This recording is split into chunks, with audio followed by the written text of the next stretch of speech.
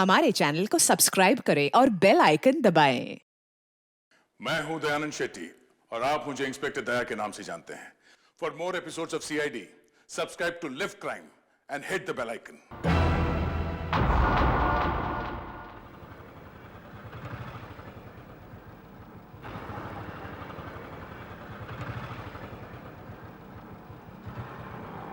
Hello. हाँ, लाश राकेश की ही है। अच्छा, हाँ ठीक है, मैं राकेश के दोस्त जय से पूछताछ करता हूँ। ओके।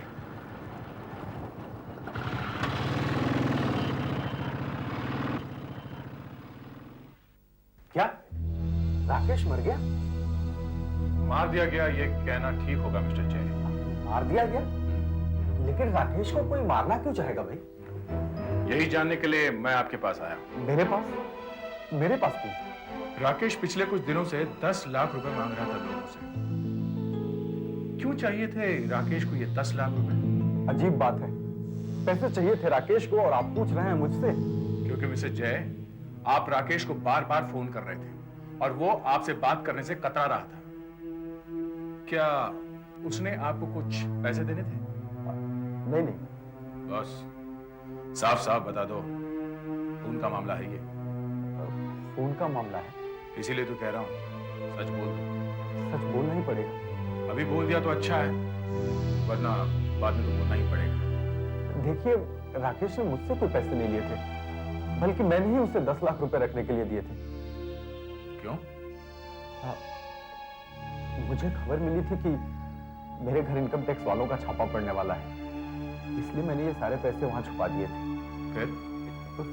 फिर क्या, 10-15 दिन हो गए, रेट पड़ा ही नहीं और मैं फिर वापस उसके यहाँ पैसे लेने गया तो उसने पैसे दिए ही नहीं, है ना? उसने वो सारे पैसे शेयर मार्केट में लगा दिए। मार्केट गिर गई, पैसे डूब गए सारे। तो वो आपसे छिपने लगा और आप राकेश के पीछे पीछे मुंबई भी गए थे ना? नहीं, मैं मुंबई नहीं गया था, मैं यही पूना में था। ओह, तो आपने यहीं बैठकर सारा काम करवा लिया। पैसे निकलवाने के लिए आपने एक गुंडे को बुलाया, उसे पैसे दिए और उस गुंडे से राकेश को किडनैप करवाया। उस गुंडे ने राकेश के सिर पे इतने जोर से मारा कि वो बेचारा मर गया। ये झूठ है। ठीक है दया, तुम वहीं पूना में ही उस पर नजर रखो और पता करो कि जय की जान पहचान किन किन लोगों से है और उनसे जय के बारे में पूछताछ करो। अभिजीत, जब जब मैं इस लाश के अंदर झांकता हूं, तब तब एक नई ही बात पता चलती है। कमाल, जिंदा लोगों की तरह लाश भी रंग बदलती है। लेकिन मुझे तो ये वैसी की वैसी दिखाई दे रही।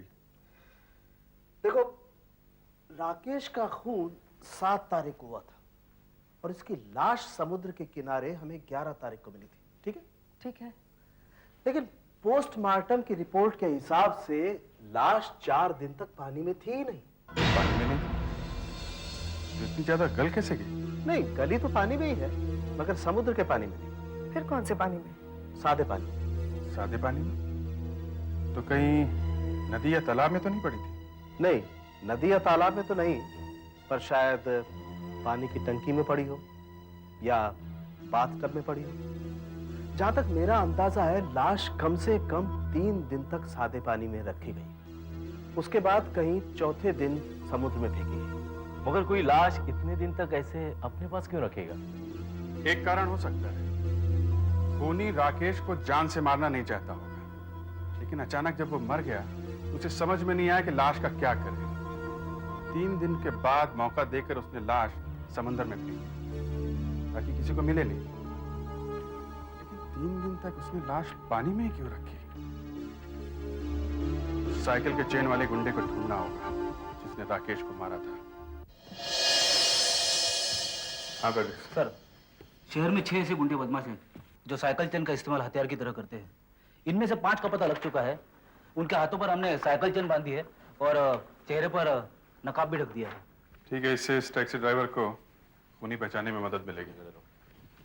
सुनो, अंदर चलो और इनको पहचानो इनमें से कौन है। साहब, मुझे कुछ होगा तो नहीं? कुछ नहीं होगा, डरने की बात नहीं है। चलो साहब, बहुत डर लग रहा है। चलो साहब, सब देखो, ध्यान से देखो। इनमें से कौन है? ये था। नहीं साहब, ये लंबा है साहब। ठीक से याद है? जी मैडम। ये ये तो मोटा है। इसे देखो, ये था? नहीं मैडम, ये भी लंबा है। ये सीधा खड़ा रहे। साहब, ये भी नहीं था। एक बार फिर से देख, नहीं मैडम, ये भी लंबा है। इसे देख, ये था? ध्यान से। हाँ? हाँ, ये हो सकता। तूने मारा राकेश को? नहीं साहब, मैंने कुछ नहीं किया साहब। झूठ बोलता है? नहीं साहब, मैंने कुछ नहीं किया। ये नहीं था साहब। क्यों? इसकी आवाज वैसी नहीं है साहब। इनमें से कोई भी नहीं था साहब। कहीं तुम किसी से डर के तो नहीं झूठ बोल रहे हो? झूठ नहीं साहब, मैं बिल्कुल सच कह रहा हूँ। इनमें से कोई भी नहीं था साहब। अच्छा सर, पैट्रिक, सर, ये छठा बदमाश कौन है? सर बिल्लू करके एक बदमाश है, ये रहा। हमने इसे बहुत ढूंढा सर, पर पता नहीं कहीं गायब है। Attempted murder, robbery, assault. इस आदमी के हाथ पैर बहुत चलते हैं। इसके घर चलते हैं। जी साहब, बिल्लू मेरा पति है। मैं तो तंग आ चुकी हूँ साहब। बिल्लू हर वक्त चोरी चकारी मार धाड़ में लगा रहता है। अभी कहाँ है वो? पता नहीं साहब, मुझे तो उसका पता तभी होता है जब वो जेल में होता है। अभी जेल में है? नहीं साहब, जेल से बाहर होता है तो उसका कोई ठिकाना नहीं होता है। आखिरी बार कब निकला था घर से? 4 दिन पहले। 4 दिन पहले? 7 तारीख को साहब। 7 तारीख को? 7 तारीख को ही राकेश का खून हुआ था ना? सर, हाँ। सर ये देखिए, पूना की टिकट। ये बिल्लू पूना गया था क्या? जी साहब, 2 तारीख को। तुम्हें उसने कुछ बताया कि क्यों जा रहा है? नहीं साहब। सर हाँ सुधाकर, पैसे। तो बहुत सारे पैसे। तुम्हें पता था इसमें पैसे रखे हुए हैं? जी साहब, बिल्लू लाया था। पता नहीं कहाँ से बाप की कमाई ला के रखता है साहब, लेकिन मैं उसके पैसे छूती नहीं। मैं तो घर में खाना बनाने का काम करके अपना गुजारा चलाती हूँ। अच्छा ठीक है, लेकिन ये आए कहाँ से? पूना से। तुम्हें बिल्लू ने बताया था? जी साहब। हो सकता है जय ने ये पैसे बिल्लू को दिए हों। अगर ऐसा है तो इन नोटों पर बिल्लू और जय दोनों की उंगलियों के निशान जरूर मिलेंगे। नोटों के ऊपर से मुझे 2 अलग अलग उंगलियों के निशान मिले, ये और ये। एक तो शायद उसके होंगे जिसने पैसे दिए हैं, और दूसरे उसके होंगे जिसने पैसे लिए हैं। डॉक्टर साहब, एक निशान तो बिल्लू का होगा क्योंकि पैसे तो उसी ने लिए हैं ना। फ्रेडेक्स, जरा बिल्लू की फाइल दो। ये देखो अभिजीत, पुलिस रिकॉर्ड में बिल्लू के जो फिंगरप्रिंट्स हैं वो इससे मैच करते हैं। ये फिंगरप्रिंट बिल्लू के ही हैं। इसका मतलब इसे ढूंढना होगा। ये पता लगाना होगा कि बिल्लू को पैसे दिए किसने। बिल्लू ने खून उसी के कहने पे किया होगा। इस बिल्लू को जल्दी से जल्दी ढूंढो और दया को पूना में फोन करो। उनसे कहो कि जय और उसके जितने भी यार दोस्त हैं उन सब की उंगली के निशान लेके यहाँ भेजे। उन्हें इससे मिलाना है। देखिए मैं एक इज्जतदार बिजनेसमैन हूं। मेरा स्टाफ क्या सोचेगा मेरे बारे में? आपको कोई हक नहीं बनता मेरे साथ इस तरह पेश आने का। मैं कौन सा जबरदस्ती कर रहा हूं आपके साथ? मैं आपसे सिर्फ इतना कह रहा हूं कि आप मुझे अपने फिंगरप्रिंट्स दे दीजिए, बस। मैं पहले अपने वकील से बात करना चाहता हूं। जरूर कीजिए, मगर इस वक्त शायद आपको वो भी यही सलाह देंगे कि आप अपने फिंगरप्रिंट्स दे दीजिए और सीआईडी की मदद कीजिए। अगर आप एक शरीफ आदमी हैं तो डर क्यों रहे? दे दीजिए फिंगरप्रिंट्स। डर कहाँ रहा हूं? चलिए हाथ आगे कीजिए।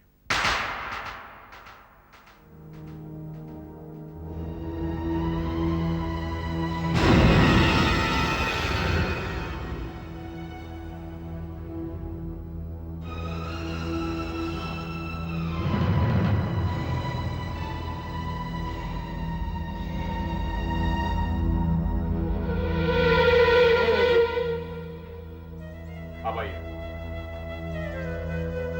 आ गए।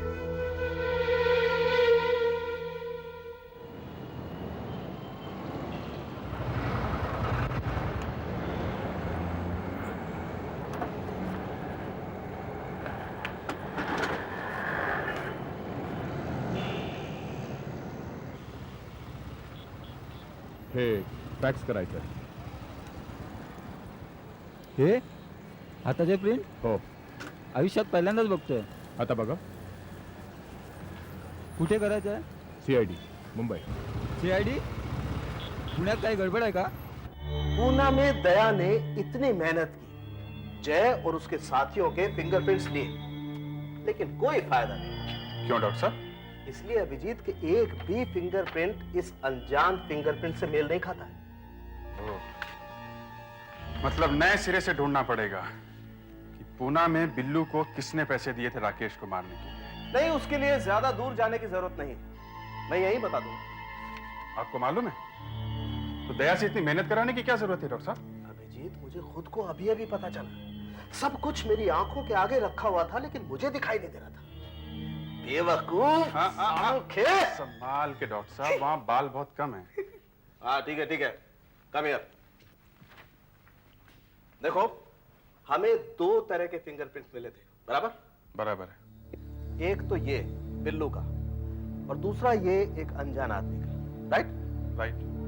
अब इस अनजान आदमी के फिंगरप्रिंट्स को तो तुम भूल ही जाओ. इसकी बात करो, इस प्रिंट की.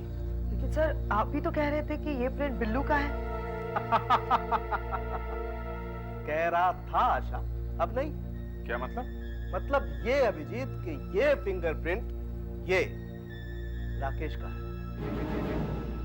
राकेश का? हाँ, राकेश का.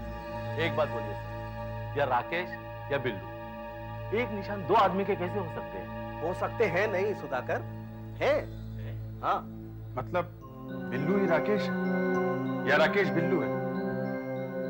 भगवान जाने. भगवान जाने नहीं डॉक्टर साहब. पुलिस रिकॉर्ड में बिल्लू के उंगलियों के निशान हैं, जो पुलिस स्टेशन में ही लिए गए, और आपने कहा ये निशान उससे मैच करते हैं. करेक्ट? करेक्ट. मतलब ये बिल्लू हुआ ना? मगर अभिजीत, पूना में राकेश के घर से दया ने जो पाइप हमें भेजा था, उस पर जिन उंगलियों के निशान थे वो भी तो इससे मैच करते हैं. लेकिन सब पाइप वाले उंगलियों के निशान लाश की उंगलियों के निशान से भी तो मिलते हैं. हाँ, और आप ही ने तो फोटो खींची थी ना उसकी. हाँ, पीछे. इसका मतलब है राकेश मर चुका है. हाँ. और बिल्लू भी मर चुका है. हाँ. ओह गॉड, व्हाट अ कंफ्यूजन. नहीं नहीं, कोई कंफ्यूजन नहीं. मैं बताता हूं ये सब क्या है. जरा दया को फोन लगाता हूं.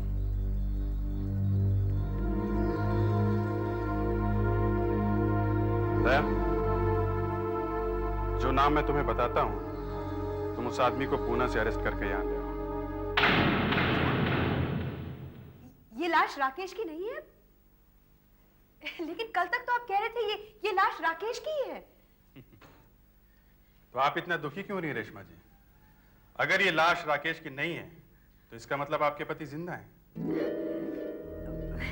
तो फिर ये लाश है किसकी? ये लाश बिल्लू की है. बिल्लू की? और वो दांतों का एक्सरे और पाइप पर उंगलियों के जो निशान थे, वो तो इसी के हैं ना? जी हाँ, इसी के हैं. मगर ये राकेश नहीं है.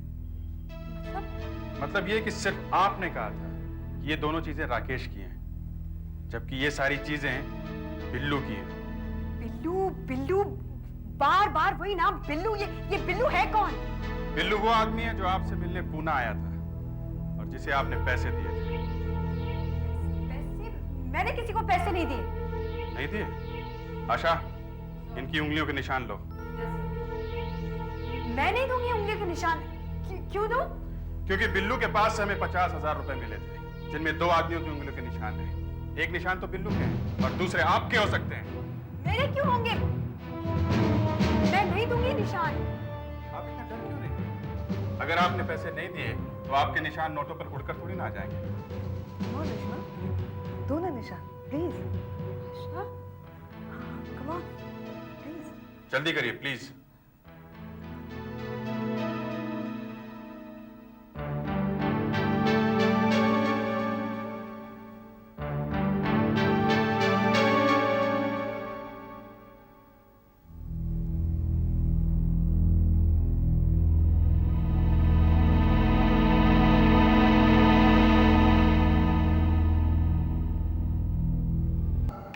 ये लीजिए सर। और सर जरा देखिएगा।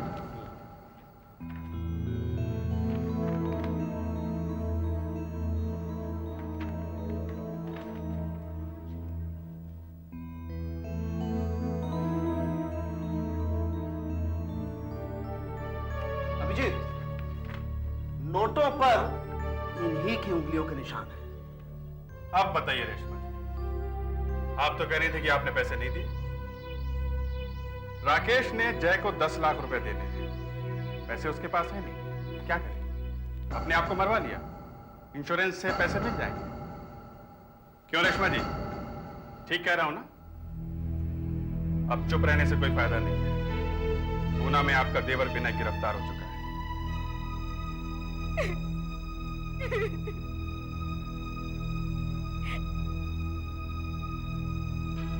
मैंने राकेश को कहा भी था कि वो कोई ऐसा काम न करे जिसमें पुलिस आ जाए,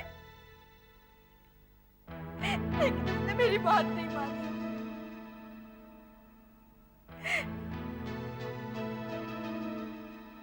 राकेश को स्टॉक एक्सचेंज में बहुत ही भारी नुकसान हुआ था।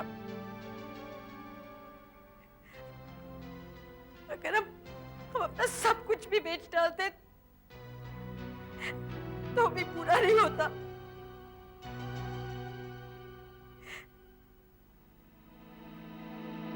राकेश को डर था कि जय उसे जेल भिजवा देगा।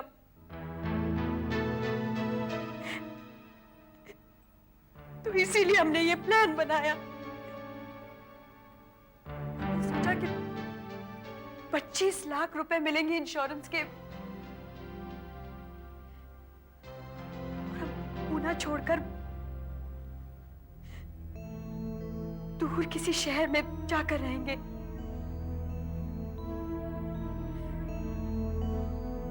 तो हमने बिल्लू को बुलाया और कहा कि वो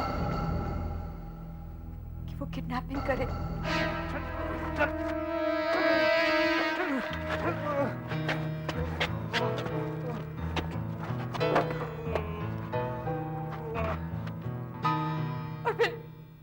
और फिर राकेश ने बिल्लू का खून कर दिया।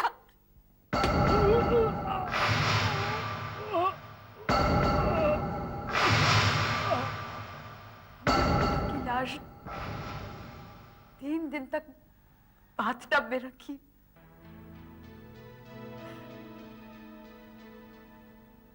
और फिर हमने उसे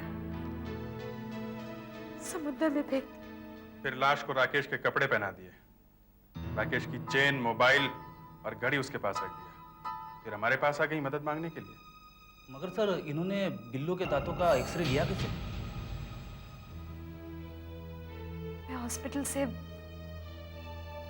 पोर्टेबल एक्सरे मशीन लेकर आई थी। बिल्लू को नींद की गोली देकर हमने उसे बेहोश कर दिया और फिर उसके दांतों का एक्सरे लिया और पाइप पर उसकी उंगलियों के निशान। डॉक्टर साहब, आपने इतनी जल्दी पता कैसे लगा लिया कि ये निशान रेशमा के हैं? मैं तो क्या अभिजीत, कोई माई का लाल इतनी जल्दी पता नहीं लगा सकता है। वो तो मैंने ऐसे ही कह दिया था ताकि इनके पांव के नीचे से जमीन खिसक जाए। देखो, खिसक गई जमीन। अब आप ये बताइए रेशमा जी कि दरअसल आपके पति हैं कहां?